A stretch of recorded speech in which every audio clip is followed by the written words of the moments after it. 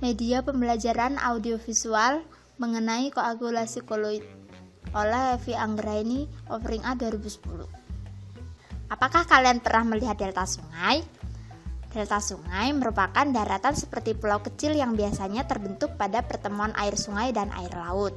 Kira-kira bagaimana delta sungai terbentuk? Pernahkah juga kamu memperhatikan perebusan telur?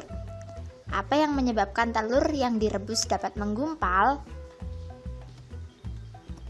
Jadi seperti ini yang terjadi pada saat perebusan telur atau pembentukan delta sungai itu.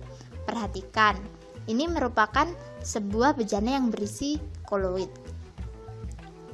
Partikel-partikel koloid dapat mengalami penggumpalan membentuk zat semi padat. Partikel-partikel koloid tersebut bersifat stabil karena memiliki muatan listrik yang sejenis. Nah, apabila muatan-muatan itu hilang atau dinetralkan, maka partikel-partikel koloid akan bergabung membentuk gumpalan. Perhatikan gambar ini. Ini adalah partikel-partikel koloid yang terdapat dalam bejana. Mereka memiliki muatan negatif. Nah, saat ditambahkan Na+, maka ada muatan positif yang ditambahkan pada koloid. Hal ini menyebabkan muatan koloid yang bersifat negatif tadi akan dinetralkan oleh muatan dari Na+ yang bersifat positif, sehingga muatan mereka akan hilang. Jika muatan pada koloid hilang, maka koloid tersebut akan bergabung membentuk gumpalan. Hal inilah yang disebut dengan koagulasi koloid, yaitu proses penggumpalan koloid karena adanya zat koagulan. Koagulasi koloid pun juga bermacam-macam.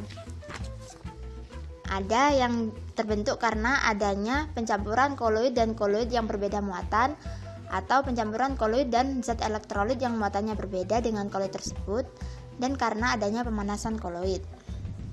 Yang pertama, mencampurkan koloid dengan koloid lain yang berbeda muatan. Perhatikan gambar ini. Ada koloid yang memiliki muatan positif dan ada juga koloid yang memiliki muatan negatif. Jika mereka bertemu, maka koloid tersebut akan mengumpal atau terkoagulasi. Contohnya adalah pembentukan delta sungai tadi, yaitu adanya koloid FeOH3 kali yang bertemu dengan koloid As2S3. Yang kedua yaitu mencampurkan koloid dengan zat elektrolit bermuatan yang berlawanan. Misalnya ada koloid yang bermuatan positif, kemudian ada zat elektrolit yang ditambahkan dengan muatan negatif. Nah, semakin besar muatan ion, semakin efektif pula penggumpalannya. Inilah yang terjadi apabila mereka bertemu. Mereka akan saling menetralkan dan kemudian menggumpal. Contohnya yaitu jika kita menambahkan jeruk nipis pada susu, maka susu tersebut akan menggumpal. Atau emulsi cair dari kedelai ditambahkan dengan asam secuka, maka dia akan mengendap. Proses koagulasi koloid yang ketiga yaitu diakibatkan oleh pemanasan.